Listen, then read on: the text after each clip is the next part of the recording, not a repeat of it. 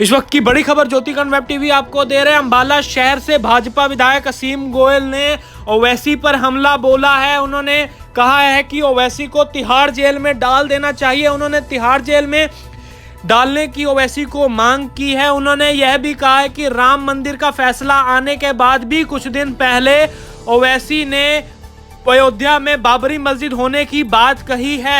असीम गोयल का बड़ा हमला है ये ओवैसी पे। उन्होंने तिहाड़ जेल में ओवैसी को डालने की मांग की है। ज्योतिकर्ण वेब टीवी से एक्सक्लूसिव बातचीत करते हुए उन्होंने यह बात कही है कि ओवैसी को तिहाड़ जेल में डाल देना चाहिए क्योंकि वो ऐसे बयानों से बाज नहीं आते। सुप्रीम कोर्ट का फैसला आने के बाद भी उन्होंने बाबरी मस्जिद की बात कही कि अयोध्या में बाबरी मस्जिद है। इस वक्त की बड़ी खबर आपको दे रहे हैं, सुनिए असीम गोयल ने ज्योतिकर्ण वेब टीवी से बातचीत करते हुए क्या कहा। अंबाला शहर के दूसरी बार विधायक रहे असीम गोयल हमारे साथ हैं इस वक्त। और कल 5 अगस्त पूरा विश्व जानता है, कल भारत के प्रधानमंत्री जो हैं राम मंदिर की आधारशिला रखेंगे।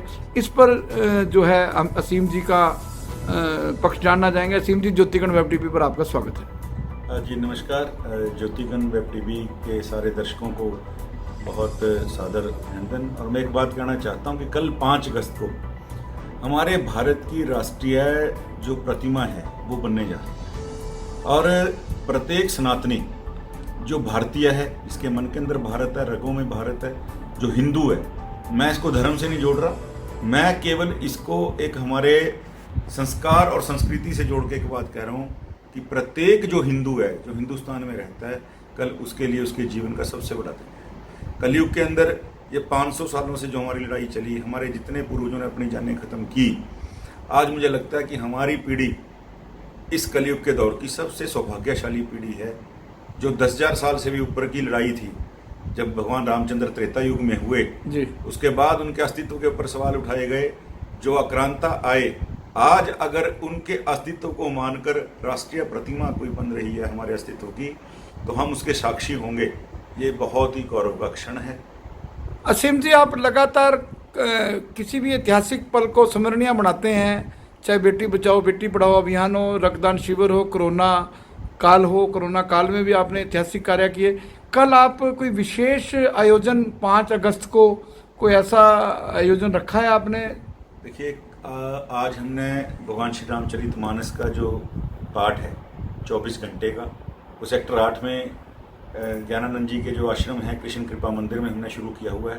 और कल जैसे ही नींव रखी जाएगी, उसका समापन करके हम रामचरितमानस के उसका भोग डालेंगे और वहाँ देसी घी का जो प्रसाद का वितरण होगा। उसके बाद कुछ चुनिंदा लोग, हमने इसमें ज़्यादा भीड़ नहीं की, बाजारों में एक अपनी खुशी प्रकट करने के लिए रामलला का हम कटआउट लगाकर पूरे बाजारों में यात्रा निकालेंगे। कहाँ से शुरू होगी ये यात्रा? हम शुरू करेंगे मानव चौक से।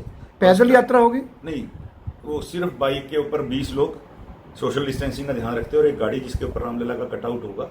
और बाजार वालों से सबसे अपील की गई है कि केवल पुष्प वर्षा करके भगवान रामचंद्र जी से आशीर्वाद लें।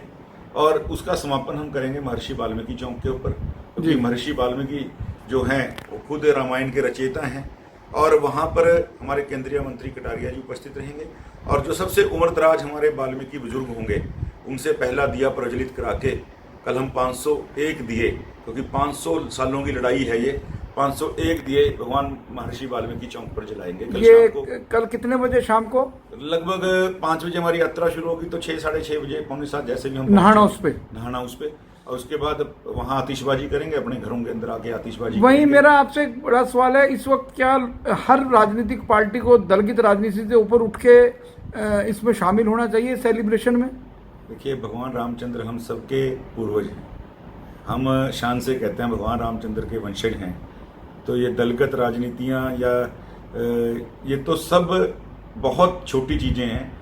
अगर हम हिंदू हैं, मैंने एक बहुत बड़ी बात की, हम लार्जर अगर व्यू के अंदर देखें, अगर हम हिंदू हैं तो कल कोई भी व्यक्ति है हिंदुस्तान का, उसको सच में कल अपनी असली दिवाली से बड़ी दिवाली कल मनानी। चलते चलते असीम जी, एक बड़ा अहम सवाल, 31 जुलाई को आज तक पे एक बयान दिया असुद्दीन ओवैसी ने कि बाबरी मस्जिद को शहीद किया गया और जो है अयोध्या में बाबरी मस्जिद थी और बाबरी मस्जिद रहेगी। कहीं ना कहीं सुप्रीम कोर्ट की उल्लंघना हमेशा जो है ओवैसी बंधुओं ने इस तरह के बयान देकर हिंदू मुस्लिम भाईचारे को खंडित करने का प्रयास किया। तो इसमें आप क्या संदेश शिक्षा देना चाहते हैं ओवैसी को? देखिए, ओवैसी की दुकानदारी राजनीतिक जो है केवल नफरत के ऊपर चल रही है जी। जब तक जहर नहीं बोलेगा, दोनों धर्मों को आपस में, दोनों संप्रदायों को आपस में अलग अलग करके नहीं रखेगा, उसकी राजनीतिक जो है दुकानदारी बंद हो जाएगी। केवल अपनी राजनीतिक दुकानदारी चलाने के लिए ओवैसी ने पूरे देश के अंदर एक नफरत का, एक विषमता का माहौल बना रखा है। मेरा सीधा सीधा कहना है, ओवैसी इस समय देश के लिए सबसे खतरनाक राजनीतिज्ञ नहीं है, वो सबसे खतरनाक व्यक्ति है। और माननीय सुप्रीम कोर्ट के कोर्ट को इसके ऊपर अपने आप से संज्ञान लेते हुए ऐसे मैं तो कहूँगा कि जो देश का दुश्मन देश के अंदर बैठ के भारत का खाते हैं और भारत को ही गाली निकालते हैं, ऐसे दुश्मनों को जेल के अंदर डालना चाहिए। ये थे असीम गोयल जी। धन्यवाद असीम जी। इस वीडियो को लाइक करें, हमारे चैनल को सब्सक्राइब कर बेल आइकन जरूर प्रेस करें हमारी न्यू वीडियो सबसे पहले देखने के लिए।